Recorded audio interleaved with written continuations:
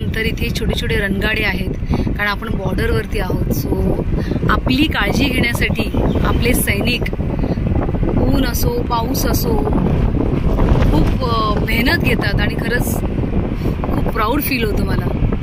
मी जिथे सगळे clothes distribute करायला आलेलो ना, तो रस्ता बघा एकदम शांत आहे. तारापूर रोड आहे हा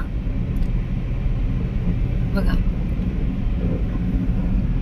म्हणजे जवळजवळ मला वाटते आमच्या घरापासून 100 किलोमीटर आम्ही आतमध्ये आलोय. आणि हा रस्ता बघा.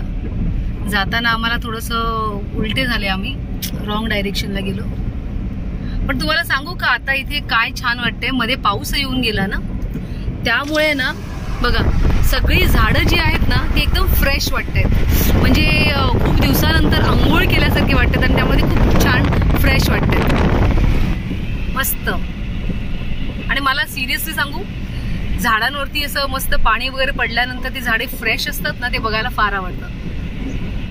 सो येताना मी इकडनं नेहमी जेव्हा तारापूरला वगैरे येते तर आमचे सगळे माझी नणंदा वगैरे नणंद पण राहते इथे. पण आम्ही आता येताना पिंगळाई मातेच्या देवळात जाऊन आलो आम्ही. मारुती बाप्पाच्या देवळात, पांगळाई माता ना, पांगळा देवीच्या देवळात जाऊन आलो आम्ही. हनुमान देवाच्या देवळात जाऊन आलो आम्ही. आणि इकडे बघा अजून इथे पूर्ण अशी वस्ती आहे. आता हळूहळू लोक येतील. हाय. तो आपण इथे जे तुम्ही लोक मला कपडे डोनेट करता, ज्या साड्या डोनेट करतात, ते आता पावसाळ्याच्या आधी आम्ही हे क्लोथ डिस्ट्रीब्युशन करतो. आणि वैभवला तुम्ही ओळखत असाल, आपला फाउंडेशन मेंबर आहे तो. आणि जून महिन्यामध्ये आपण ह्या शाळेमध्ये येणार आहोत आणि मुलांना नोटबुक वाटप करणार आहोत. जेव्हा पण मी इकडे तारापूरला येते तेव्हा इकडे पांगळाई माताचं देऊळ आहे, तिकडे आम्ही जातो, नमस्कार करतो.